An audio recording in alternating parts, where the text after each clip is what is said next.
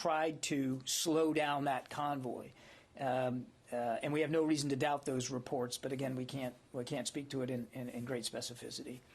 In the south, the Russian forces appear to be experiencing, in general, less resistance than they are up in the north. That said, the town of Kherson, which we knew they were moving on out of Crimea towards the northwest, that is, in our estimation, at least from what we can see, still a very contested fight. I know the Russians have claimed that they've got the town of Kherson. We're not in a position to call it either way. It appears to us that the Ukrainians are certainly fighting over that town. Coming out of Crimea to the northeast, we knew that they were advancing on Mariupol, a major population center in the south. We believe that advance is ongoing. That we don't believe that they are in the city center, and we do have every indication that Mariupol will be defended. So they are sort of branching out. If you look at Crimea and go north, they're branching out to both the northeast and the northwest. But they are beginning now. Our assessment is, as they get closer to these two population centers down in the south, we believe they're facing more resistance. Yes, anybody here? Tara. Hi, John. On the change to the Minuteman test, have any other changes been made to U.S. nuclear forces to put them on a higher alert readiness level? And then secondly, while the convoy is stalled, there are some indications that maybe the window is closing to be able to get aid into cities that may become under siege. What is the U.S. and NATO partners doing to maybe maximize the amount of aid that can get in while there's still a window open? So on the second question, I would just tell you that security assistance continues to flow, not just from the United States, but from many of our allies and partners. And as recently as even just the last 24 hours. So we are making every effort to get as much security assistance as we can to the Ukrainians as fast as we can. And on the humanitarian side, again, we're going to continue to work with international organizations and NGOs to try to stem and assist in whatever way, not from a military perspective. I'm talking about from an administration perspective. We estimate, or we have seen numbers coming out of the UN of more than 500,000 people now leaving the country, as well as perhaps tens of thousands, if not more, internally displaced. So clearly, Mr. Putin is causing a humanitarian crisis as well. Jen. On the nuclear posture. Oh, I'm sorry. So first I'd say this delayed test is not affecting our strategic nuclear posture and our deterrence. Just not. It's not canceled. We're just moving it to the right a little bit. And I won't talk about the specifics of our deterrent posture except to repeat what I've heard the Secretary say many times, that he's confident, that he's comfortable, that the strategic deterrent posture that we have in place is up to the task of defending the homeland and our allies and our partners. Jen. John, what will the U.S. government do if President Putin's soldiers kill or harm President Zelensky? What will the consequences be? Well, look, I'd rather not get into individual hypothetical scenarios, Jen. Clearly, we know that Mr. Putin wants to topple this government and replace it with his own. And he's already caused the loss of life, of innocence. He's already caused destruction of civilian infrastructure. And all that blood is on his hands. And any more blood that's shed is still going to be on Mr. Putin's hands. But I won't speculate about particular outcomes here with respect to individuals. Can you authenticate these videos that are circulating of Russian soldiers who are being held as POWs? Do you have any? We can't. I'm sorry. We've seen the same videos that you have. We have no reason to doubt them, but we can't independently verify them. Court. I'm wondering, we heard a lot about false flags leading up to the invasion. Are you still seeing any indications of false flags? One specifically that's sort of out there today is a local mayor in Luhansk who was allegedly kidnapped and killed. There's some speculation that this might be another attempt at a Russian false flag. I know it's difficult for you to talk about specific cases like that, but have you heard anything on that case? And then also more on the false flags. I haven't heard anything about that particular one. I'm happy to go take a look and see if we have anything on that, but that's the first I've heard of this particular report. We did see false flags, I mean, car bombings and that kind of thing before he launched his invasion, not to mention just the ridiculous, ludicrous claims that they were making in their own state-run media about Ukraine being a threat to their security, and claims of being shelled by Ukrainian forces in the joint operations area to the east.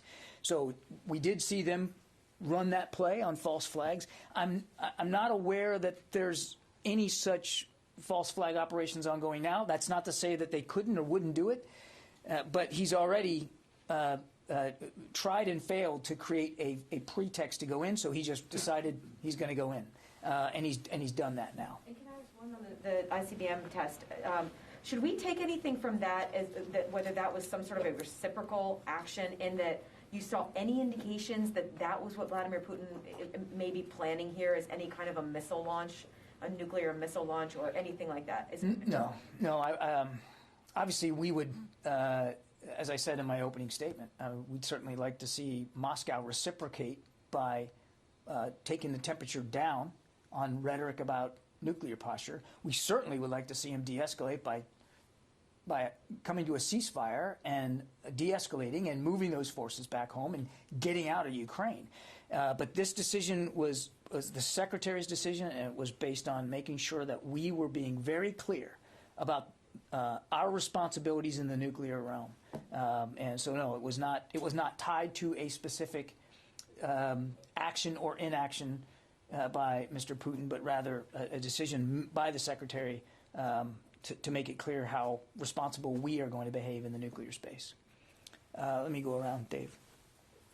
Russian forces have been described as risk-averse. How does that translate on the battlefield? What does that mean? And you said that the Russians are encountering less resistance in the south. Is that the only reason for the fact that in the south they seem to still be making progress, or is there something else about the southern front? Yeah. So on the south, I mean, you also have to remember they started out on those two southern legs. They started out in Crimea, so their lines of supply and sustainment are short, and they'd been in Crimea since 2014. So they had already built up a pretty sophisticated and healthy architecture to support their operations. I would also add, David, that a quick look at the map will show you that they're not that far from their base of operations in Crimea. So we'll see how this goes. They're meeting resistance in Kherson, and they're going to meet resistance in Mariupol. So I think we need to see how this plays out.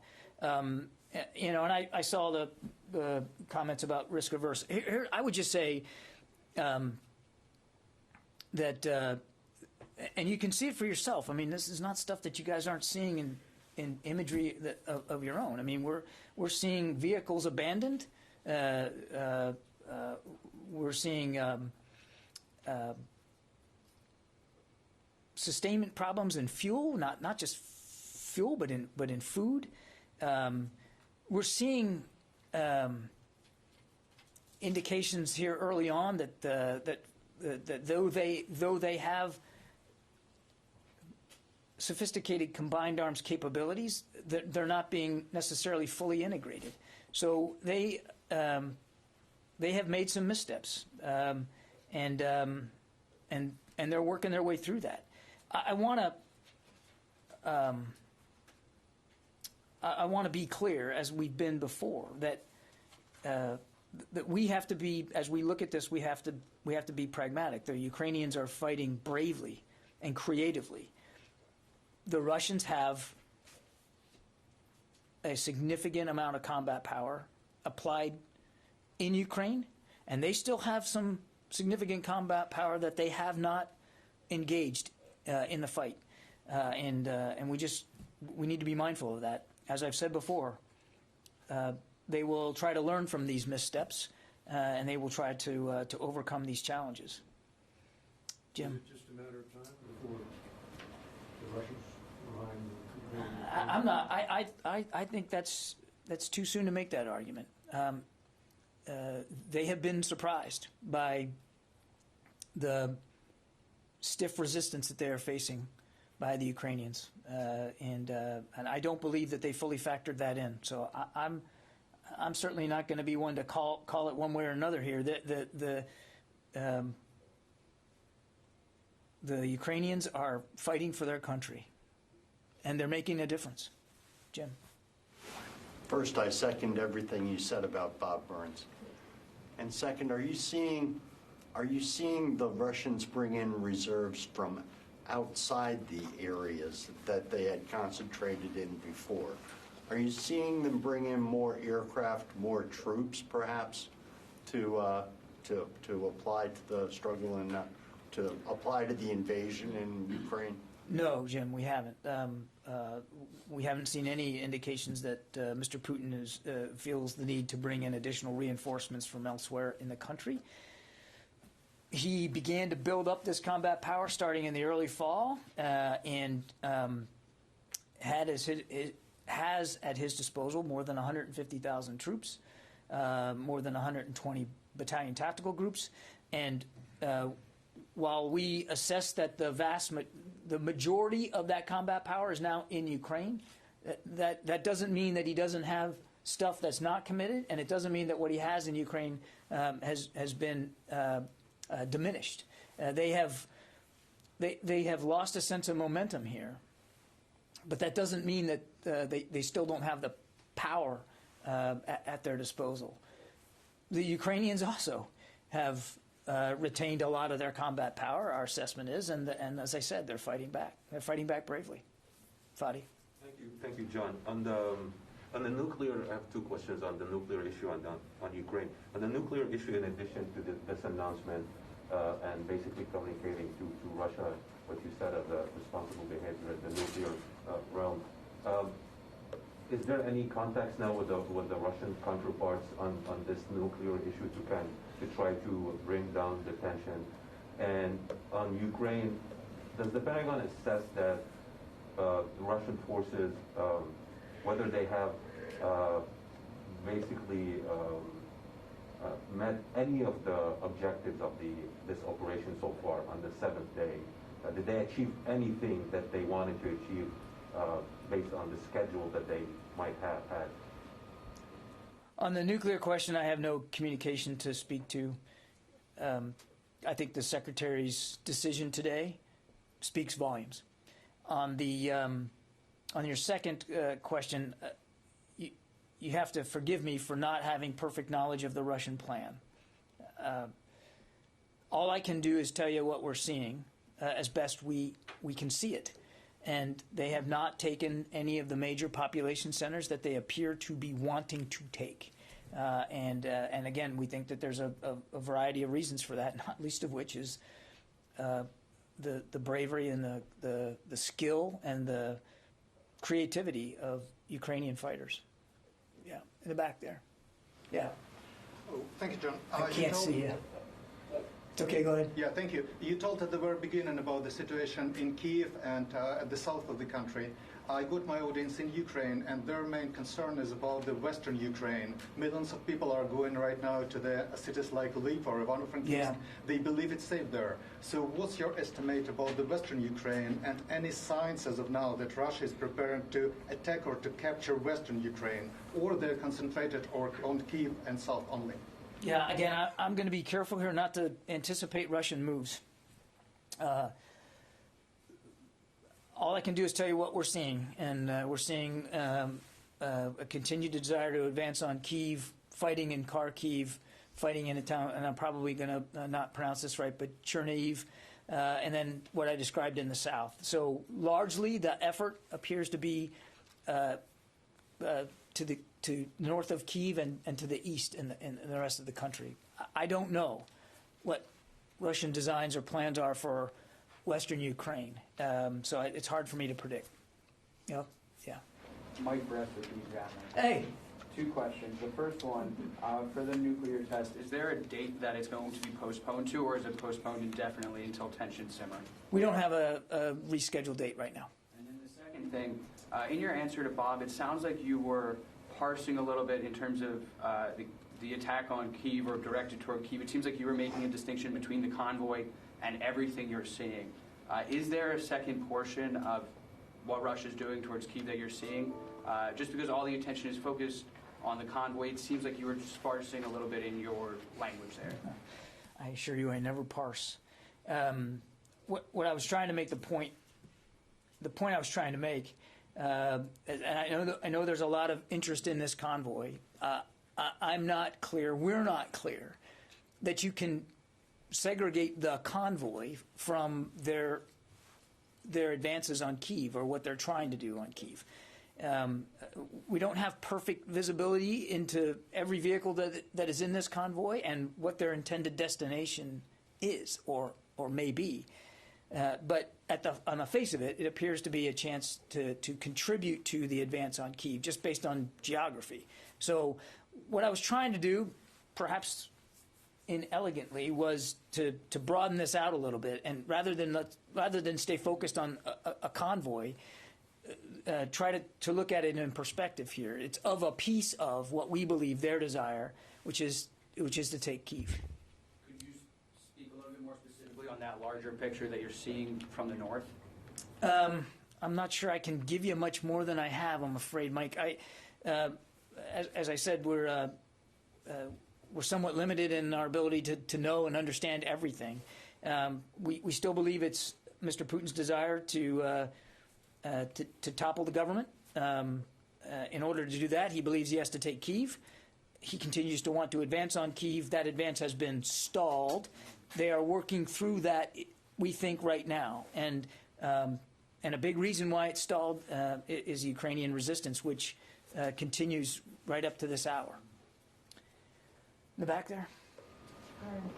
Oh, hey. Hi.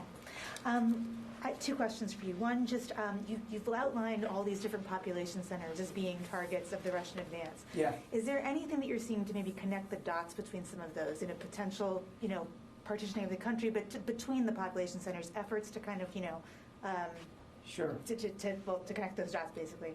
And then the second thing, you mentioned how the Ukrainians are resisting, slowing things down with the convoy, et cetera.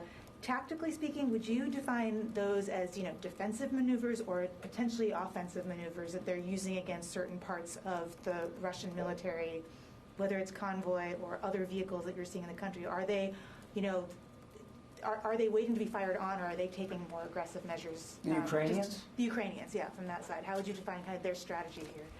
They are defending their country. And every shot they take, every maneuver they execute, is designed to defend the sovereignty of their country. It's about defense, and they're fighting a very strong defense.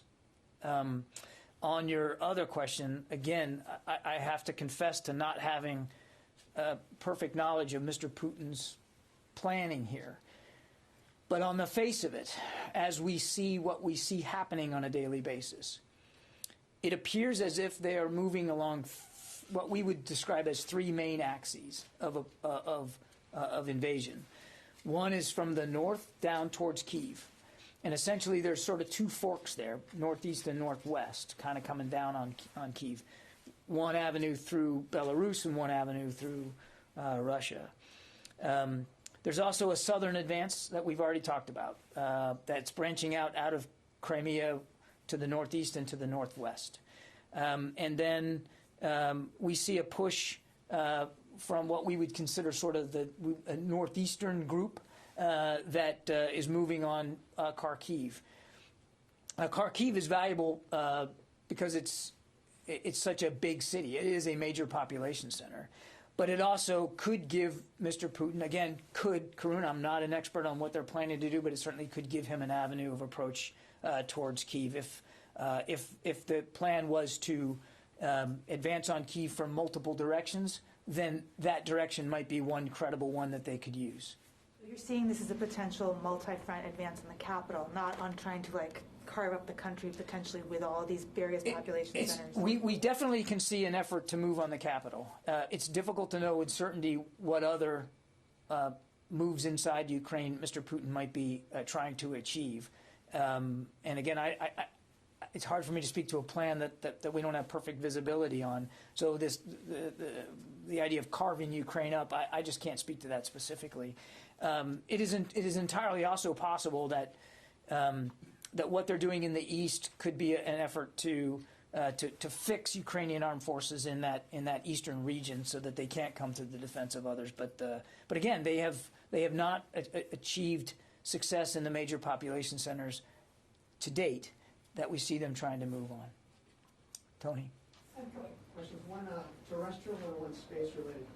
You mentioned earlier that the Russians haven't fully demonstrated a integrated combat arms capability. This is something the U.S.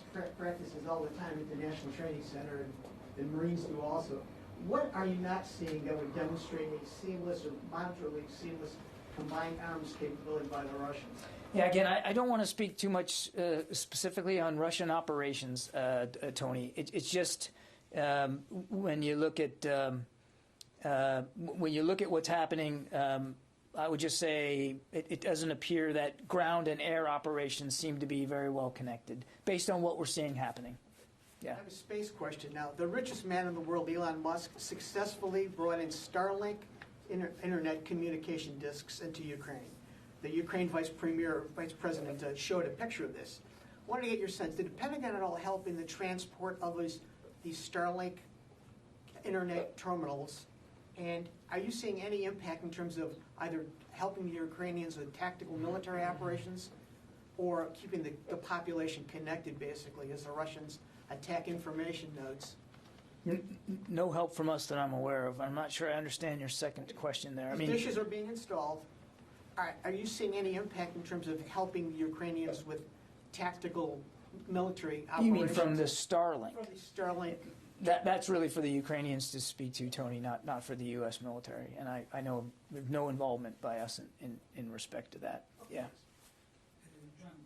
President Biden said the U.S. will join allies close the U.S. airspace to the Russian planes.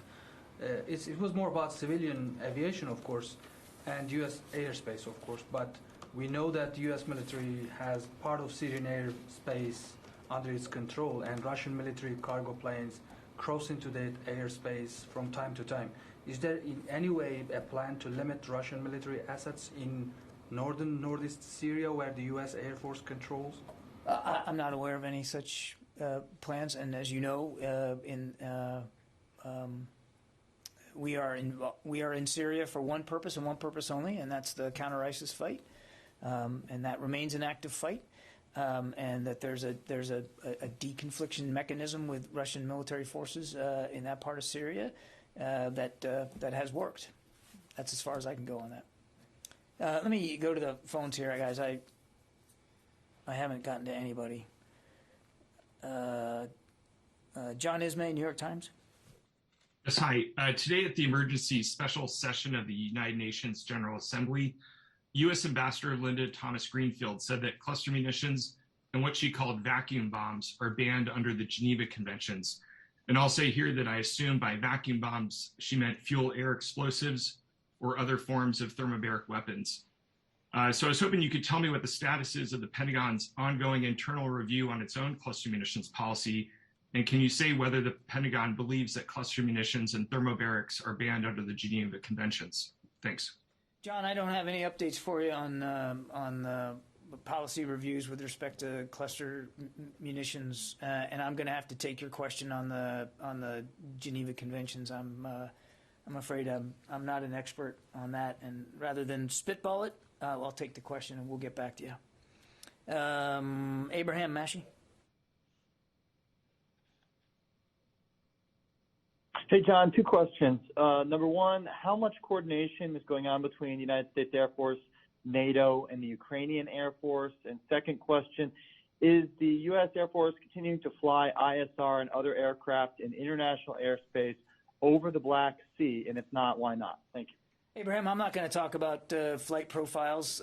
We don't have any aircraft, manned or unmanned, flying in Ukrainian airspace, and The question about specific coordination or communication with the Ukrainian armed forces is better put to NATO. What I would just tell you, our support for the Ukrainian armed forces right now is very largely in the form of security assistance, which continues to flow and gets into their hands. Can I just follow up on the question from the New York Times? Is the U.S. a signatory to the 2008 cluster bomb munitions treaty? And if not, why not? We aren't, and I don't. Again, we're still going through a policy review on this, so I don't have anything to update you on that. Phil Stewart, Reuters. Hey there. Real quick, what message would you have to American citizens, including retired, U.S. military personnel, who may want to go and fight in Ukraine? And also, could you comment on the New York Times report about an apparent Russian request, or Chinese request to Russia that it delay the start of this war until after the Olympics? Thank you. On the second question, Phil, I don't have a comment on these reports that there was a request by China to wait till after the Olympics. I think that's an excellent question for President Xi and his administration to speak to if they made such a request. We tried hard to prevent the war through diplomatic engagement. There was no need for it to happen. Not to happen on a certain timeline or after a certain Olympic event. It shouldn't have happened at all. There was no reason for it. It was unprovoked. Ukraine was never an aggressor to Russia or anybody else. So the issue of time, I think that's one that Mr. Xi ought to have to answer.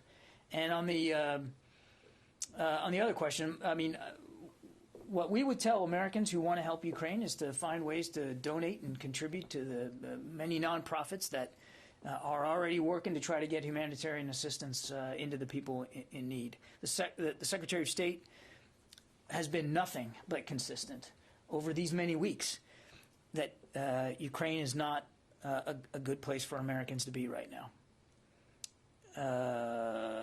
Carla Babb. Hey, thanks for doing this. On Belarus, just can you give us an update about any indications of Belarus, their military getting involved?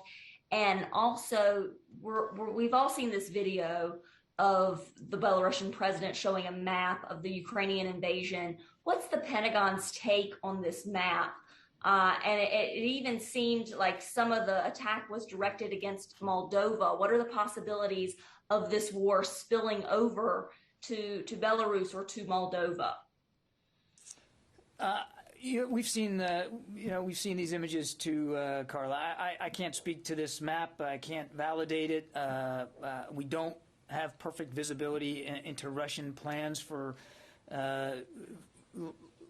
Ukraine beyond what we believe to be their desire to topple the government and to supplant it with one of their own. So I think the Belarusian president should have to speak to this map, and so should President Putin.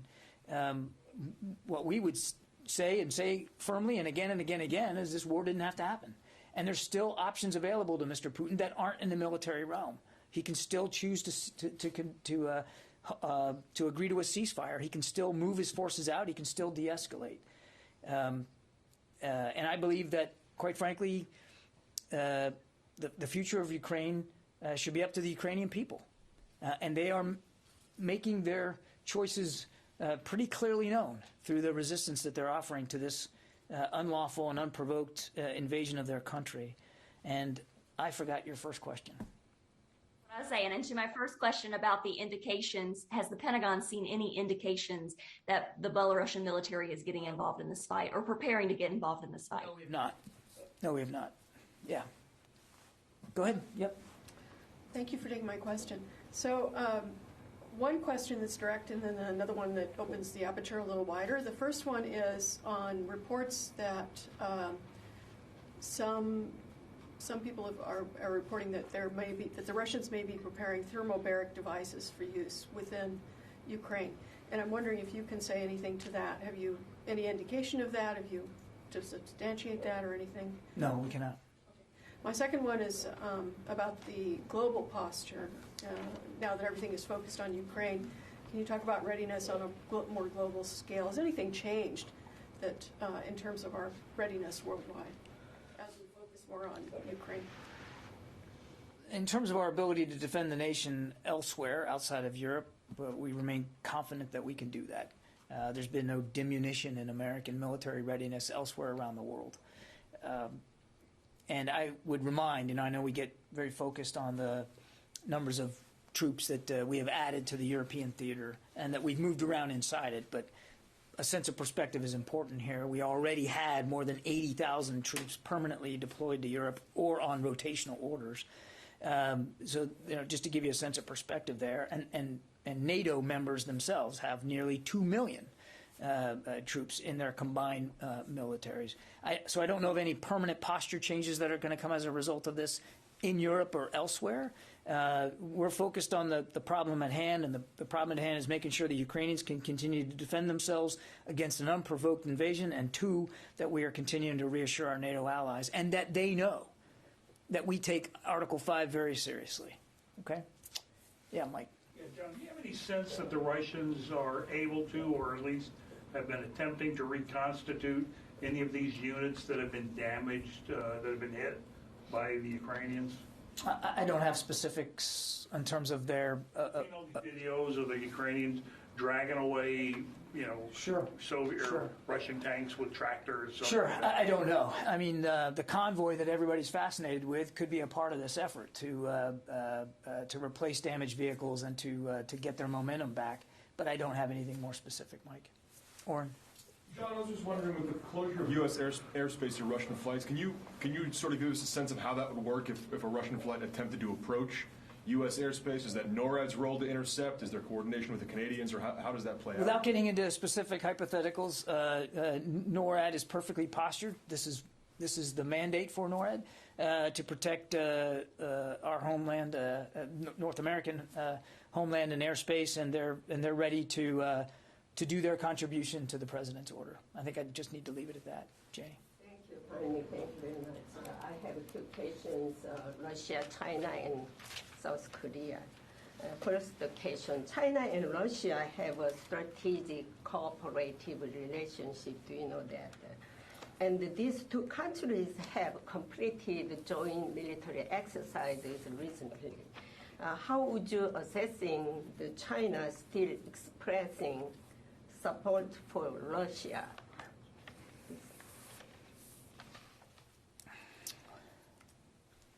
We've seen basically through statements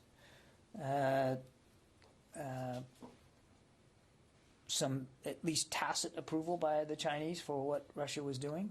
Now, in the last few days, some of their foreign ministry spokespeople have appeared to walk some of this back a little bit by talking about Ukrainian sovereignty, which is welcome to see. But we haven't seen China join the list of countries that have enacted sanctions on Russia. We haven't seen the Chinese blame Mr. Putin for the violence he's causing. Instead, they've been blaming the United States, incredibly, that our support for Ukraine has somehow precipitated this invasion of a sovereign state. So it's a little bit of a mixed messaging coming out of there. What was your next question? The second question is, the U.S. 1st Brigade Combat Team is deployed in South Korea. Will this team participate in U.S. and South Korea joint military exercises? I'd refer you to U.S. Forces Korea, Janie, to talk about training events and what that looks like and who's participating in them on a routine basis. I don't have that level of detail. Last year they said the routine basis, like they nickname is Blue Dogs, but this year, like... Yeah, I don't have any updates on training events on the Korean Peninsula. That's something that's really better addressed by U.S. Forces Korea and how they're going to do that and with what forces. Yeah, Matt. Hi, John. Thanks. You said you're not aware of any ongoing false flag operations. I'm wondering if the U.S. is aware of any other sort of Russian preparations to posture along other borders, anything like that near the Baltics maybe, or Kaliningrad, bordering No, we're not. Lithuania? Okay. No, sir. You already had one. Yes, sir. You mentioned you met with officials from Bahrain. They expressed concerns regarding Iran. What were they concerned about at the current stage? Was one of them a possible alliance with Russia in the sense that they have nuclear ambitions and both are viewed as pariahs on the world stage? I think it's just in general, as is often the case when we get a chance to meet with our partners in Bahrain, there's general concern about Iran's destabilizing activities almost across the board. Support for terrorists and proxies, an advancing ballistic missile program, maritime threats, and of course their continued nuclear ambitions. All those were things that the Secretary and the Crown Prince had a chance to talk about, not necessarily Iranian foreign policy beyond that. Okay, I'll take just a couple more and then I'm going to have to go. Okay, go ahead. Sorry. On China, have you, since the invasion of Ukraine by Russia, have you seen any increased air or naval intimidation by Chinese against Taiwan? I have nothing more operationally to talk to you today in terms of Taiwan specifically. I would just say that nothing's changed about our belief in the One China policy and in the freedom of navigation through the Taiwan Strait. I just leave it at that. Yeah, Tony. You started out early this morning. You started out saying that the Minuteman III test was delayed. For the record, can you break down the last time this has happened? This is not the first time it's happened. You're A delay? getting pushed. Yeah, when's the last time? I think you were here when Hagel delayed one over not a Minuteman III test for a geopolitical reason. Can you get a breakdown of the last time? You have to let me take that question, Tony. I don't have that. You're starting to get Twitter feeds from some of the conservative members of Congress alleging you're capitulating or this and that. As I said, let me repeat it. I'll get you the answer to your question. I don't have the history. This is not a diminution in our readiness whatsoever. Doesn't change our strategic posture. This was a test, and we do several a year. They're planned 3 to 5 years in advance. It's not going to change our strategic deterrent posture one bit. It is a wise and prudent decision by the Secretary to send a strong, clear, unambiguous message to Mr. Putin how seriously we take our nuclear responsibilities at a particularly tense time. Tension, I might add, Tony, that Mr. Putin contributed to with his unhelpful and unnecessary rhetoric with respect to alert status on his nuclear posture. Okay, thanks everybody. Appreciate it, and we'll see you tomorrow.